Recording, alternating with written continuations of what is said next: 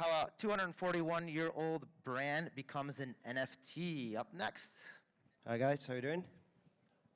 So yeah, how does a 241-year-old brand become NFT enabled? So my name's Aidan Connor, I'm Chief Technology Officer at London, and these are my two gorgeous twins. I have no idea why this was chosen as my avatar, but hey, they're there, they love it. So, London, who are Asprey? So, Asprey is a hyper-luxury jewelry, leatherware, and silverware crystal china brand. And we have stores globally. Welcome any of you to come in and have a look and visit one of the stores. The products are truly fantastic. So what is my experience? I have around 20 years in digital. I'm very hands-on CTO, involved in many digital transformation projects for tier one brands, and particularly within the retail and e-commerce space. So, as I said before, Asprey founded in 1781, which is a hell of a long time ago, and we do bespoke commissions, blah, blah, blah, blah, blah. Nobody wants to read any of that.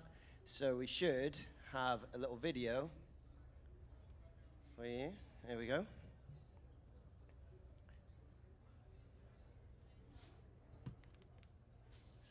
This was meant to have sound, by the way.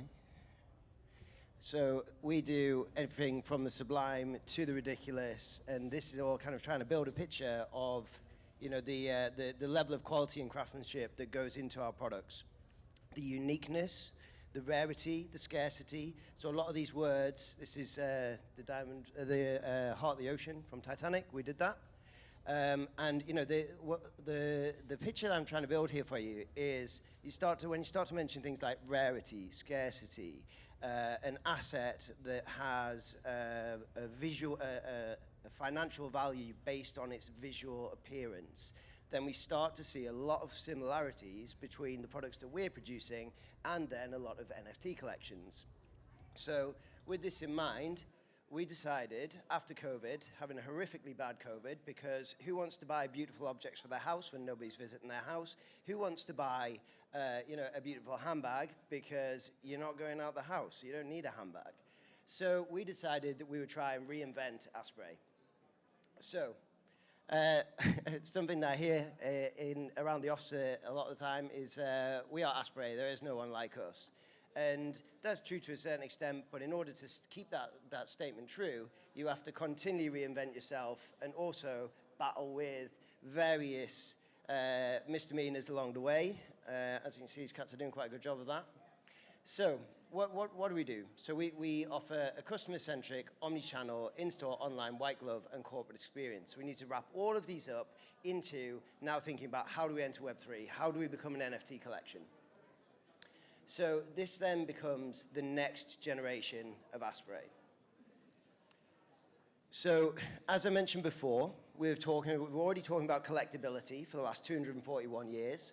We're starting to talk about verification of authenticity, and actually which, for those of you who've bought a Rolex watch, an Omega watch, or something like that, will always come with papers. So we then start to look and think, okay, we can solve problems here around how do we deal with authenticity, et cetera, et cetera. So then, in that regard, actually what we're doing, and also, qualification of supply chain, which for us is horrendously important. So what we're starting to do is thinking about actually not changing our business model. And I heard one of the guys talking before about how do you take what you have currently and digitize it. So we're not talking about changing our business model. We're talking about taking our business model, using the new abilities of blockchain, Web3, NFTs, etc., and being able to then change and adapt, transform, but stay true to our core values as an organization. So the first thing that we did is we decided, let's go big. Who can we partner with? Who do we have an existing relationship with? And how can we form a hyper-luxury partnership to create our NFT collection? So a natural link for us was our friends at Bugatti, who, for those of you who own a Bugatti car, there's probably a couple of whales in the audience, you might have 3 or 4.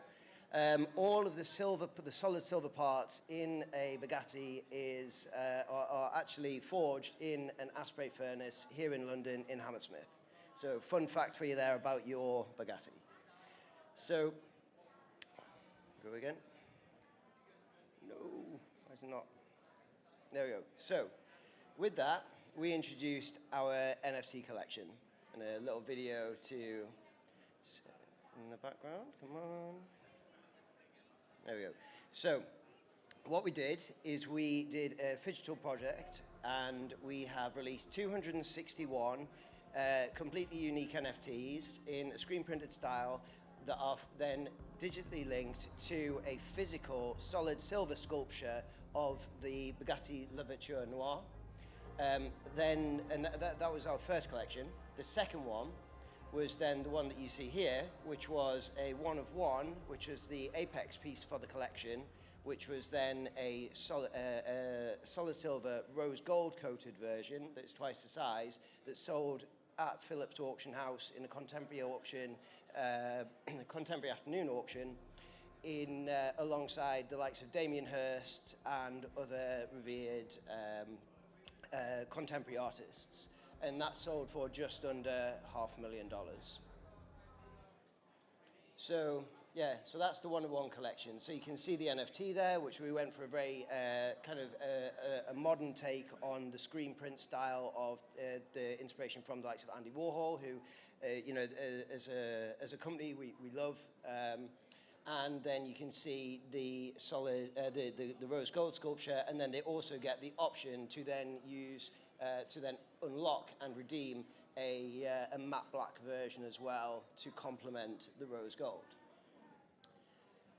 Then we have the 261 collection. So here you can see, although I've cheated slightly and I haven't done matched pairs, you can see the screen prints. So the inspiration for the screen prints on the 261 is we took the brand colors from Asprey, the brand colors from Bugatti, and then you got a randomly paired match between either two Asprey colors, two Bugatti colors, an Asprey color, a Bugatti color. But the really important thing for us is that we then, like I say, stayed true to what we believe in and our core product. So then you also have the ability to unlock this, the solid silver sculptures and redeem those. Now, what this does is this allows us to solve two problems. First of all, we could enter the NFT and Web3 space in a way that was very compelling, exceptionally true to ourselves, but also solves an ownership and authenticity issue, because actually not everybody wants to own and keep the physical sculpture for their viewing pleasure. Some people want to buy it as an asset, and that's fine. That's not a dirty word. So if they buy it as an investment, then they can keep the NFT, sell on the NFT without redeeming the physical sculpture, because we, as a well-established, truly old organization, will honor that redemption anytime. And in that way, we start to look at some of the more traditional industries, like in the watch industry, where people buy watches as an investment, they put them in a drawer. Why have it in a drawer? Why have the liability of having that asset being, why have the liability of having that asset on your premises, having to deal with security, insurance, et cetera, when you can just, it doesn't have to exist until the person who buys it because they want it to exist expresses that wish. And then, of course, the record between the NFT and the physical piece is there immutable forever on, in our case, the Ethereum blockchain. So having done our partnership with Bugatti, we then decided that we wanted to do something a little bit different, release our own collection, which was our Asprey Studio collection, in which case, and a little bit, another fun fact about Asprey, we are the only brand in the world to have, as a company, not a family, to have our own coat of arms. So what we did is we decided that for all of our Asprey Studio Club customers, we would do 241 completely unique coat of arms, which were a take on the Asprey coat of arms. So, and what this gives you access to is future drops.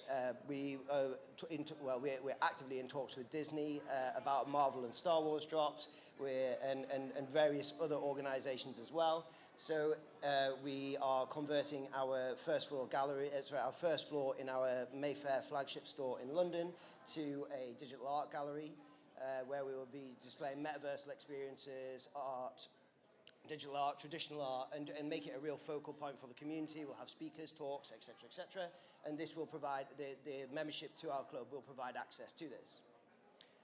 So, and then in keeping with the Bugatti one, we also wanted to provide a physical product as well. So you also, and for those of you who don't know, Asprey are world famous for decades, if not centuries, for their signet rings.